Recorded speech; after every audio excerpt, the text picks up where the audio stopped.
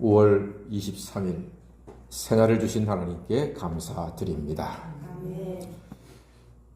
예로부터 모든 왕들이 가장 무서워한 것은 기근이었습니다. 기근이 나면 농사를 못 짓죠. 농사를 못 지으면 먹을 것이 없습니다. 먹을 것이 없으면 백성들은 왕을 원망하고 마침내 폭동까지 일으키게 되어 있습니다.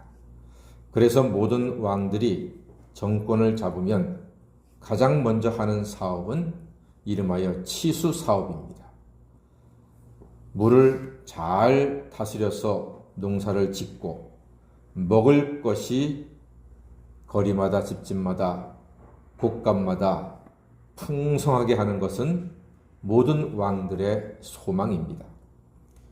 그래서 그 농사를 위해서 물을 다스려야 하기 때문에 인류의 과학 발전도 모두 다 치수사업, 물을 다스리는 것으로부터 과학 발전이 시작이 되었습니다. 우리가 초등학교, 중학교 때 배운 인류의 4대 문명 있지 않습니까? 황하 문명, 인더스 문명, 메소포타미아 문명, 이런 문명들은 전부 다 강에서 시작이 되었습니다. 큰 강에서. 강을 잘 다스려야 하기 때문에 그랬습니다. 자, 다윗도 왕이 되었으니까 큰 책임감이 어깨를 짓누릅니다. 왕이 되어서 백성들을 잘 먹고 살게 하고 싶은 소망은 다윗도 변함이 없었습니다.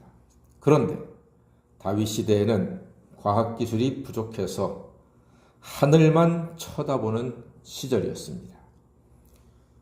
이스라엘이 원래 비가 부족해서 하나님만 바라보고 농사 짓던 땅이었습니다.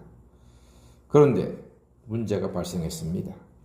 1절 말씀 보니까 다윗의 시대에 해를 거듭하여 3년 기근이 있으므로 3년 기근이 있었다고 했습니다.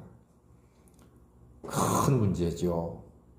1년 기근만 해도 나라가 난리가 아닐 텐데 3년 기근이 이어졌다고 하는 것은 정말로 큰 문제입니다.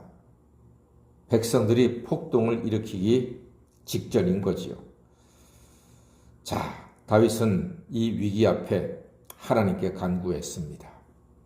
다윗은 역시 믿음과 지혜의 왕입니다.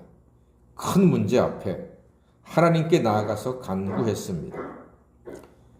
그랬더니 그 기근의 이유를 하나님께서 말씀하셨는데 다름이 아니라 사울이 기브온 사람들을 많이 죽여서 피를 흘렸기 때문이다. 이렇게 말씀하셨습니다.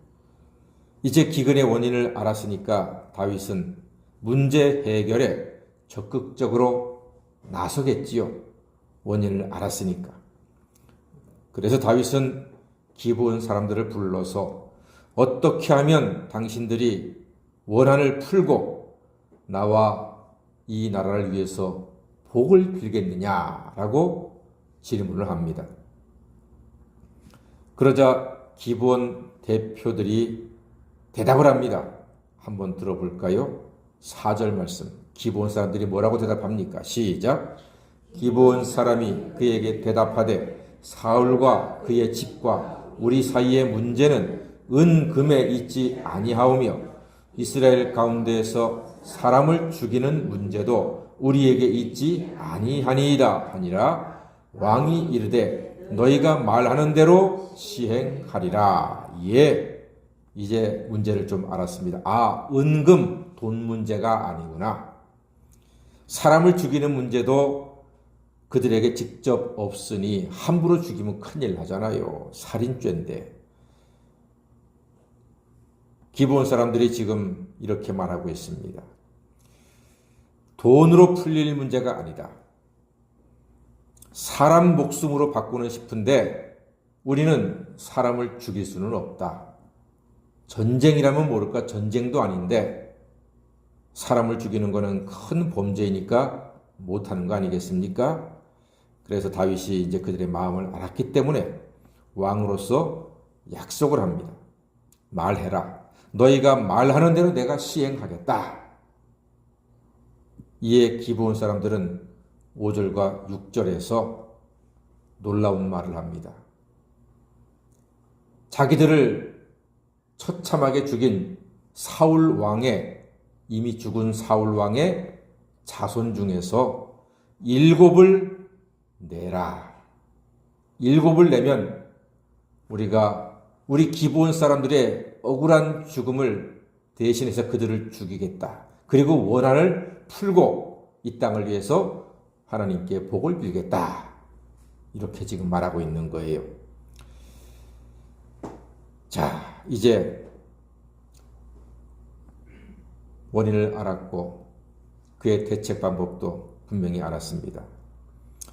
결과적으로 사울의 아들 둘과 사울의 손자 5명이 기브온에 보내지고 그 7명은 죽임을 당하게 되었습니다. 여기서 우리가 깨닫는 것이 있습니다. 사울의 범죄함이 아들 손자의 비극을 초래했습니다. 우리는 자손들에게 복을 주는 사람입니까? 화를 주는 사람입니까?